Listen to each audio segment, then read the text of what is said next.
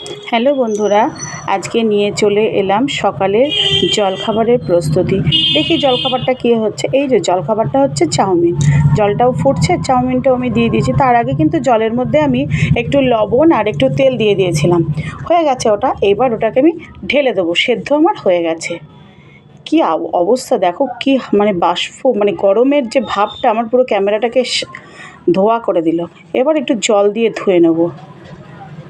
জল দিয়ে ধুয়ে নিচ্ছি ভালো করে, নাহলে না আঠা আঠা হয়ে যাবে। আর আঠা আঠা হয়ে গেলে না কী হয় বলো তো, মানে চাউমিনটা না পরে লেগে যায়। ভালো করে একটু ধুয়ে নিতে হবে। বেসিনে আসলে এক হাতে করছি তো, তাই কিছু মনে হচ্ছে যেন ঠেকাতে পারছি না। সে যাই হোক, কী করবো, কষ্ট তো করতেই হবে। ক্যামেরা ধরার তো এখন আর লোক পাচ্ছি না, কারণ মেয়ের তো এখন পড়া নিয়ে ব্যস্ত আছে। কড়াইয়ে তেলটা দিয়ে দিলাম। কড়াইয়ে তেলটা একটু গরম হলেই আলুগুলো দিয়ে দিলাম। আর তো কোনো সবজি ঘরে ছিল না, শুধু আলুটাই ছিল। আর যেহেতু মেয়ের সকালবেলা একটু চাউমিন খেতে ইচ্ছা হয়েছে, মেয়ের কথা শুনে মেয়ের বাবাও বলে দিল, ঠিক আছে চাউমিন যখন হচ্ছে তো আমার সবার জন্যই হোক না কেন, আলাদা করে আবার রুটি করার কী দরকার। দেখো না, এক হাতে নাড়ছি কড়াইটা, মনে হচ্ছে যেন কড়াইটা উল্টে পড়ে যাবে। কি করব, এক হাতে তো আমার ফোন আছে। পাশের কড়াই আমি ডিমটা একটুখানি ভুজিয়া করে নিচ্ছি, কারণ ওটার মধ্যে তো আমি আলু দিয়ে দিয়েছি, তাই দুই দিকে হলে একটু তাড়াতাড়ি হবে, সেই জন্য এটা করা আর কি।